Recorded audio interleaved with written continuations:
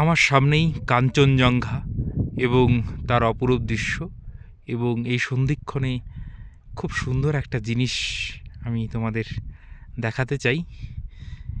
ঠিক একদিকে যেরকম সানসেট হচ্ছে, অন্যদিকে কিন্তু আজকে পূর্ণিমার চাঁদ উদিত হচ্ছে পাহাড়কে ফুঁড়ে। কি অসাধারণ দৃশ্য! এইদিকে পূর্ণিমার চাঁদ, অন্যদিকে কাঞ্চনজঙ্ঘার অপরূপ দৃশ্য, এবং ঠিক তার বিপরীতে কিন্তু সূর্যাস্ত যাচ্ছে। সত্যি কি অসাধারণ সন্ধিক্ষণ! বলে ভাষায় প্রকাশ করার মতন বিষয়টা নয়। সবটুকু হয়তো আমি ব্যক্ত করতে পারছি না, কিন্তু সত্যি খুব অসাধারণ অনুভূতি। এবং এই যে আলো আঁধারির খেলা, সেইখানে সুন্দর ঠান্ডা স্নিগ্ধ বাতাস, এবং ঠিক পাহাড়ের চূড়া দিয়ে যেরকম চাঁদ মামা উঁকি মারছে, অন্যদিকে কিন্তু কাঞ্চনজঙ্ঘা তার যে অপরূপ দৃশ্য, সেইটা কিন্তু সবার সামনে তুলে ধরছে এবং সবাইকে মোহিত করে তুলছে। এবং সেই সঙ্গে তার অপোজিট দিকে এই যে সূর্য অস্ত যাচ্ছে, সূর্যাস্তের যে অপরূপ দৃশ্য, কি বলবো, অসাধারণ, জাস্ট অসাধারণ, যার কোনো তুলনা হয় না।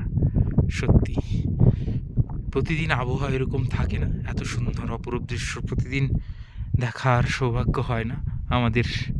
সত্যি ভাগ্যটা ভালো যে এই রকম একটা সন্ধিক্ষণে দাঁড়িয়ে আমরা কিন্তু এই সন্ধ্যাটাকে উপভোগ করছি। সামনেই আমার এক দাদা রয়েছে, এবং তার সামনেই একটা হচ্ছে বুদ্ধের যে প্রতিকৃতি সেটা রয়েছে, বুদ্ধ মূর্তি রয়েছে, সঙ্গে পাহাড়ের চূড়ায় চাঁদ মামা, এবং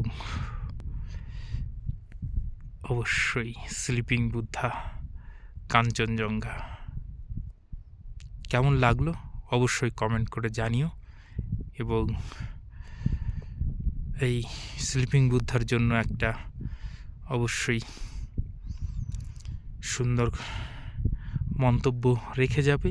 এবং এই যে অপরূপ দৃশ্যটা আমি তোমাদের দেখাতে পারলাম, এই সৌভাগ্যটা হলো, তার জন্য প্রকৃতিকে অসংখ্য অসংখ্য ধন্যবাদ। প্রকৃতির এই নৈসর্গিক যে সৌন্দর্য, সেটা উপভোগ করার মতন আমরা সৌভাগ্য পেলাম।